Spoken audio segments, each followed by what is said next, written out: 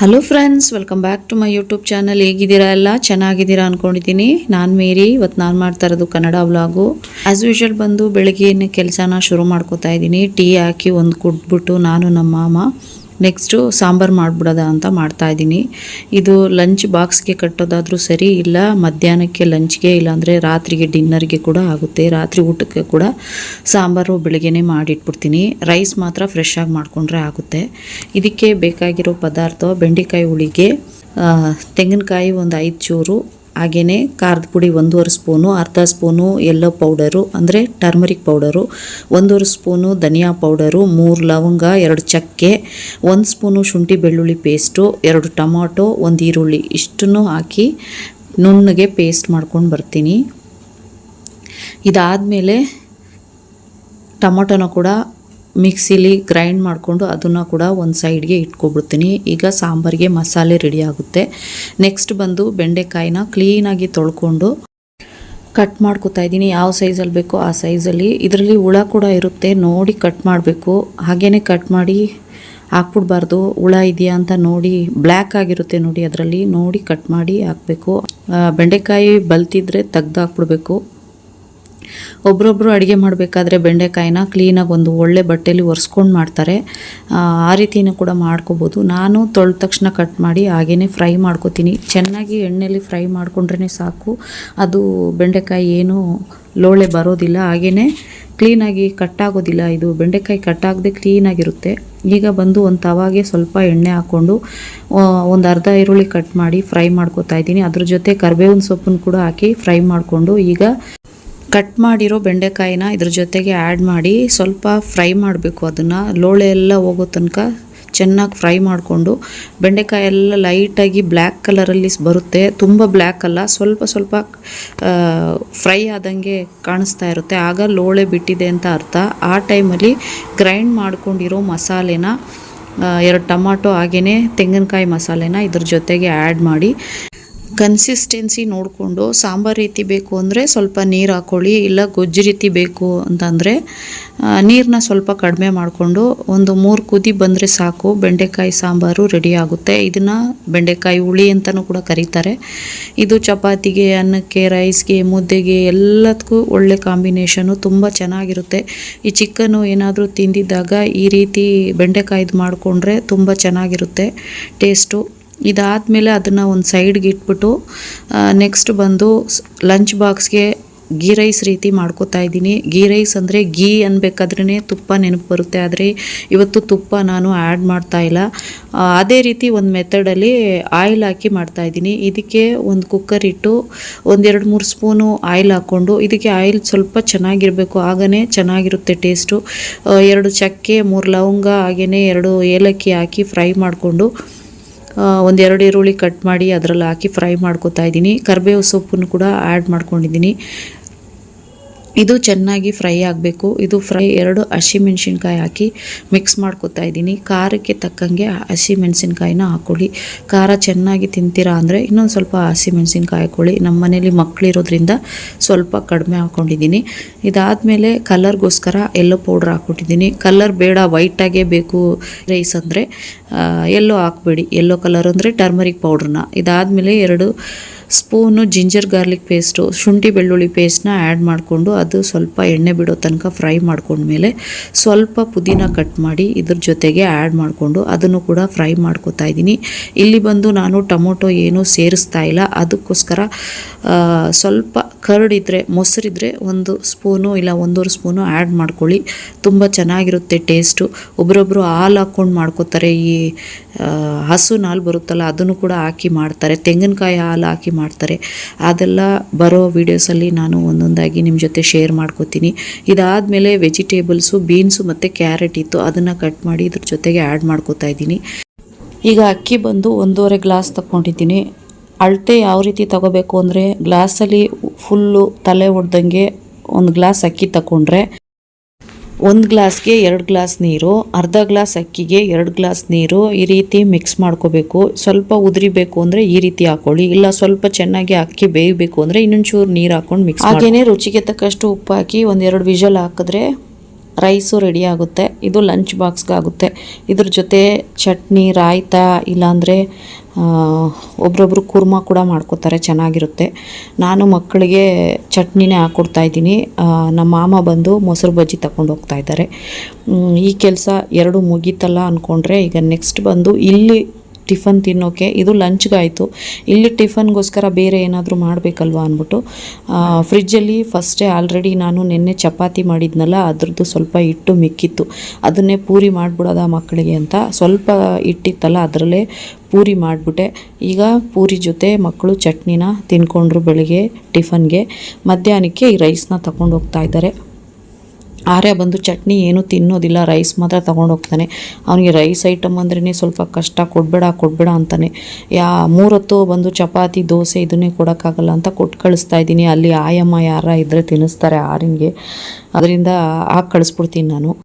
ಈ lunch preparation ಹಾಗೆಯೇ breakfast ಇದೆಲ್ಲ ಮಾಡಿದ್ಮೇಲೆ ಮಕ್ಕಳಿಗೆ ರಿಯನ್ಗೆ ಬಂದು ತಲೆ ಬಾಚಬೇಕು. ಅವ್ರಿಗೆ ಎಲ್ಲ ಪೆನ್ಸಿಲ್ ಇದೆಯಾ, ರಬ್ಬರ್ ಇದೆಯಾ, ಇದನ್ನೆಲ್ಲ ಸರಿಯಾಗಿ ನೋಡಬೇಕು. ಅದನ್ನೆಲ್ಲ ನಮ್ಮ ಯಜಮಾನರು ಕೂಡ ಸ್ವಲ್ಪ ಹೆಲ್ಪ್ ಮಾಡ್ತಾರೆ. ಆರ್ಯನ್ಗೆಲ್ಲ ಅವರೇ ಸ್ನಾನ ಮಾಡಿಸಿ ಯೂನಿಫಾರ್ಮೆಲ್ಲ ಹಾಕಿ ರೆಡಿ ಮಾಡಿದ್ರು. ನಾನು ನೋಡಿ ಹಾಕಿಟ್ಬಿಟ್ಟಿದ್ದೀನಿ ನಮ್ಮ ಮಾಮನಿಗೆ. ಅವರು ಬಿಸಿ ಇದ್ದರೆ ತಿನ್ನೋದಿಲ್ಲ, ಇಟ್ಬಿಡು ಅಲ್ಲಿ, ನಾನು ಆಮೇಲೆ ತಿಂತೀನಿ ಅಂತಾರೆ. ಸರಿ ಹಾಕಿಟ್ಬಿಟ್ಟಿದ್ದೀನಿ. ಆಮೇಲೆ ಲಂಚ್ ಬಾಕ್ಸೆಲ್ಲ ಆ ಥರ ಇಟ್ಬಿಟ್ರೆ ಸಾಕು, ಬ್ಯಾಗಲ್ಲೆಲ್ಲ ಪ್ಯಾಕ್ ಮಾಡಿ ನಮ್ಮ ಮಾಮ ಕಳಿಸ್ಬಿಡ್ತಾರೆ.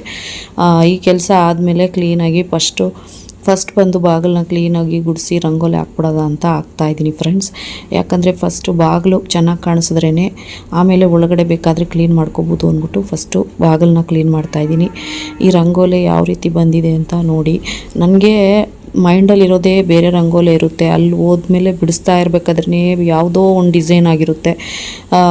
ಯಾವಾಗಲೂ ಅಷ್ಟೇ ಈ ರೀತಿಯೇ ಆಗ್ತಾ ಇರುತ್ತೆ. ಅದರಲ್ಲೂ ಒಂದೊಂದು ಸರಿ ಯೋಚನೆ ಇರುತ್ತೆ ನೋಡಿ, ಆಗ ತಪ್ಪೇ ಆಗಿಬಿಡುತ್ತೆ. ಅಯ್ಯೋ ಏನು ಮಾಡೋದು ಅಂತ ಅದನ್ನೇ ಸರಿ ಮಾಡಿಬಿಟ್ಟು ಬಂದ್ಬಿಟ್ಟಿರ್ತೀನಿ.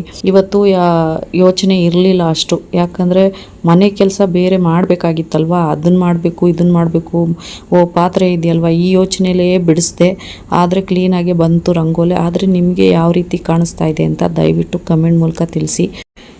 ಈ ವಿಡಿಯೋದಲ್ಲಿ ಇನ್ನೊಂದು ವಿಷಯನ ಕೂಡ ಶೇರ್ ಮಾಡ್ಕೊಳ್ಳೋದ ಅಂತಿದ್ದೀನಿ. ನನ್ನ ಚಾನಲ್ ಬಂದು ದಿಢೀರಂತ ಕಾಣಿಸ್ದೇ ಆಗ್ಬಿಟ್ಟಿತ್ತು. ಏನಾಯಿತು ಅಂತ ಗೊತ್ತಿಲ್ವಲ್ಲ, ಹೈಡ್ ಆಗಿಬಿಟ್ಟಿದೆಯಾ ಇಲ್ಲ ಏನು ಅಂತಲೇ ಗೊತ್ತಾಗ್ತಾ ಇಲ್ಲ. ಯಾಕಂದರೆ ನಾನೇ ಹೊಸಬಳು ಯೂಟ್ಯೂಬಲ್ಲಿ, ಅದ್ರ ಬಗ್ಗೆ ಅಷ್ಟೊಂದು ನಾಲೆಜು ಇಲ್ಲ ನನಗೆ, ಸ್ವಲ್ಪನೇ ಗೊತ್ತಿರೋದು ನನಗೆ. ನೋಡಿದ್ರೆ ಓಪನ್ ಮಾಡ್ತೀನಿ ಚಾನಲಲ್ಲಿ, ಬೆಳಗ್ಗೆ ಎದ್ದ ತಕ್ಷಣ ಎಷ್ಟು ಸಬ್ಸ್ಕ್ರೈಬರ್ ಆಗಿದ್ದಾರೆ, ಯಾವ ರೀತಿ ಇದೆ, ಚಾನಲ್ ವ್ಯೂಸ್ ಯಾವ ಥರ ಹೋಗಿದೆ, ಇದನ್ನೆಲ್ಲ ನೋಡ್ತಾ ಇರ್ತೀನಿ. ಚಾನಲೇ ಓಪನ್ ಆಗಲಿಲ್ಲ, ಏನು ಅಂತ ಗೊತ್ತಿಲ್ಲ. ಯಾಕಂದರೆ ಈ ಮಕ್ಕಳು ಮೊಬೈಲಲ್ಲಿ ಗೇಮ್ಸ್ ಎಲ್ಲ ಡೌನ್ಲೋಡ್ ಮಾಡೋದು, ಆಡ್ಕೊಳ್ಳೋದು ಮಾಡ್ತಾ ಇರ್ತಾರಲ್ವ, ಆ ಟೈಮಲ್ಲಿ ನನಗೆ ಏನು ಅನ್ನಿಸ್ಬಿಡ್ತು, ಏನು ಚಾನಲ್ ಏನಾದರೂ ಆಗೋಯ್ತಾ ಏನೋ ಗೊತ್ತಿಲ್ವಲ್ಲ, ಇಲ್ಲ ಹೈಡ್ ಆಗಿಬಿಟ್ಟಿದೆಯಾ ಅಂತ ಫುಲ್ಲು ಹುಡುಕಿ ಸಾಕಾಯಿತು ಫ್ರೆಂಡ್ಸ್. ಗೂಗಲಲ್ಲಿ ಹುಡುಕಿದೆ, ಯೂಟ್ಯೂಬಲ್ಲೂ ಹುಡುಕಿದೆ, ಎಲ್ಲೂ ಓಪನೇ ಆಗ್ತಾ ಇರಲಿಲ್ಲ. ಆಮೇಲೆ ಏನು ಮಾಡಿದೆ, ಏನು ಅಂತಲೇ ಅರ್ಥ ಆಗ್ತಾ ಇಲ್ವಲ್ಲ ಅಂದ್ಬಿಟ್ಟು ಅದಕ್ಕೆ ಅಳು ಬರಂಗೆ ಆಗ್ಬಿಡ್ತು ಫುಲ್ಲು. ಯಾಕಂದರೆ ಕಷ್ಟಪಟ್ಟು 1 ವರ್ಷದಿಂದ ನಾನು ಮಾಡ್ತಾಯಿದ್ದೀನಿ, ಏನೋ ಒಂದು ಸ್ವಲ್ಪನಾದರೂ ವ್ಯೂಸ್ ಬರ್ತಾ ಇದೆಯಲ್ಲ, ವೀಡಿಯೋಸ್ ಎಲ್ಲ ಹೋಗ್ಬಿಡುತ್ತಲ್ಲ ಅಂತ ತುಂಬ ಬೇಜಾರಾಗ್ಬಿಟ್ಟಿತ್ತು. ಆಮೇಲೆ ನಮ್ಮ ಮಾಮ ಹತ್ರ ಹೇಳ್ತಾ ಇದ್ದೆ, ನೋಡು ಮಮ್ಮ ಈ ಥರ ಈ ಮಕ್ಕಳು ಏನೋ ಮಾಡಿಬಿಟ್ಟಿದ್ದಾರೆ ಅಂದಿದ್ದಕ್ಕೆ ಅವರು ಮಕ್ಕಳನ್ನ ಕೇಳ್ತಾಯಿದ್ರು, ಏನಾದರೂ ಚಾನಲ್ನ ಡಿಲೀಟ್ ಮಾಡಿದ್ರೆ ಏನು ಅಂತ. ಆದರೆ ಗೂಗಲಲ್ಲಿ ತೋರಿಸ್ತೈತೆ, ಯೂಟ್ಯೂಬಲ್ಲಿ ತೋರಿಸ್ತಾ ಇಲ್ಲ.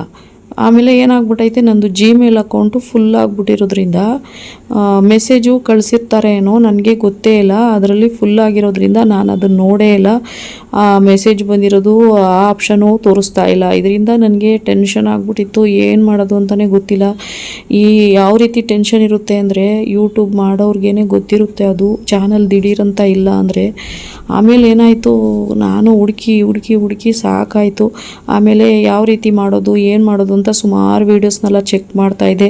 ಎಲ್ಲ ರೀತಿ ಚೆಕ್ ಮಾಡಿದ್ರು ಆಗಲಿಲ್ಲ. ಆಮೇಲೆ ನಮ್ಮ ಮಾಮ ಅಂದರು, ಒಂದಿನ ಎಲ್ಲ ಬಿಟ್ಬಿಡು ನೀನು, ಅದೇ ಯೋಚನೆಯಲ್ಲಿ ಇರಬೇಡ, ಆಮೇಲೆ ನೋಡೋದ ಅಂತಂದರು.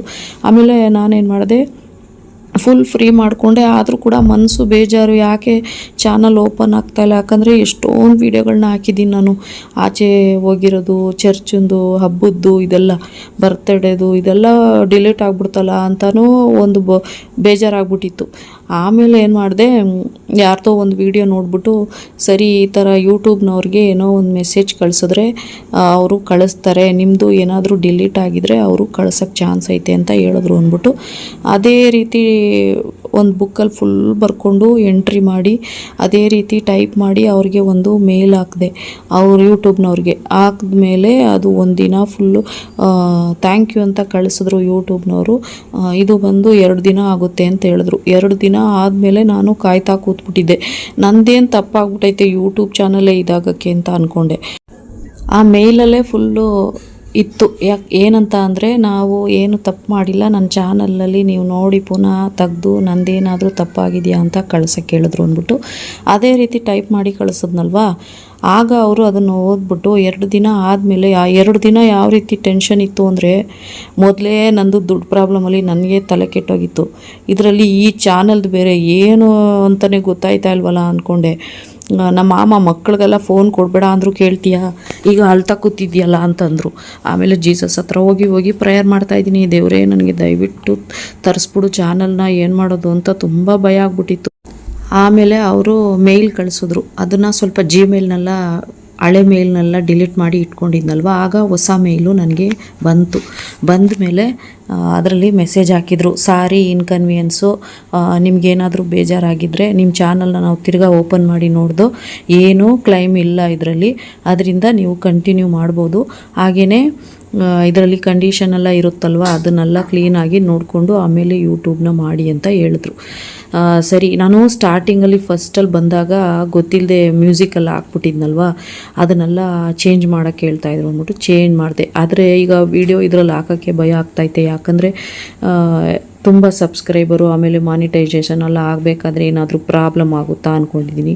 ನಮ್ಮದು ಈ ಥರ ಇರುತ್ತೆ ಫ್ರೆಂಡ್ಸ್ ಪ್ರಾಬ್ಲಮ್ಮು, ಈ ಥರ ವೀಡಿಯೋಸಲ್ಲಿ ಹಾಕಬೇಕಾದ್ರೆ. ಆದರೂ ನೋಡಿ ಮಾಡ್ತಾ ಇರ್ತೀನಿ, ಏನಾದರೂ ತೊಂದರೆ ಆಗ್ಬಿಡುತ್ತೆ, ಯಾಕಂದರೆ 1 ವರ್ಷದಿಂದ ಮಾಡಿರೋ ಕೆಲಸ ಎಲ್ಲ ಲ್ಯಾಪ್ಸ್ ಆಗಿಬಿಡುತ್ತಲ್ಲ ಅಂತ ಭಯ ಫ್ರೆಂಡ್ಸ್. ಈ ಸಬ್ಸ್ಕ್ರೈಬರ್ ಮಾಡ್ಕೊಳ್ಳೋಕ್ಕೆ ಜನ ಸ್ವಲ್ಪ ಕಷ್ಟ. ನಾನು ಎಷ್ಟು ರಿಕ್ವೆಸ್ಟ್ ಮಾಡಿದ್ರೂ ಮಾಡ್ಕೋತಾರೆ ತೆಗಿತಾರೆ. ಅವ್ರಿಗೇನಷ್ಟು ಬೇಜಾರಾಗೈತೋ ಗೊತ್ತಿಲ್ಲ ನನ್ನ ವೀಡಿಯೋಸಿಂದ. ಸಬ್ಸ್ಕ್ರೈಬ್ ಮಾಡ್ಕೋತಾರೆ ಆಮೇಲೆ ತೆಗೆದುಬಿಡ್ತಾರೆ. ಈ ರೀತಿ ಎಲ್ಲ ಮಾಡ್ತಾರೆ ಫ್ರೆಂಡ್ಸ್. ದಯವಿಟ್ಟು ಆ ರೀತಿ ಮಾಡಿಬಿಡಿ. ನಾವು ಒಂದು ವೀಡಿಯೋ ಮಾಡೋಕ್ಕೆ ಎಷ್ಟೊಂದು ಕಷ್ಟಪಟ್ಟು ಮಾಡ್ತೀವಿ. ವೀಡಿಯೋ ಇಷ್ಟ ಆದರೆ ಲೈಕ್ ಮಾಡಿ, ಹಾಗೆಯೇ ಸಬ್ಸ್ಕ್ರೈಬ್ ಮಾಡ್ಕೊಳ್ಳಿ. ಅದನ್ನು ಪುನಃ ತೆಗಿಯೋಕ್ಕೆ ಹೋಗ್ಬಿಡಿ. ನಮಗೆ ಎಷ್ಟು ಬೇಜಾರಾಗುತ್ತೆ ಅಂದರೆ ಹೇಳೋಕ್ಕಾಗಲ್ಲ ಫ್ರೆಂಡ್ಸ್. ಇದ್ರ ಜೊತೆಗೆ ಮನೆ ಕೆಲಸ ಎಲ್ಲ ಮುಗೀತು ಫ್ರೆಂಡ್ಸ್. ನೆಕ್ಸ್ಟ್ ವೀಡಿಯೋದಲ್ಲಿ ಸಿಗ್ತೀನಿ. Thank you for watching. Bye, take care friends. Bye.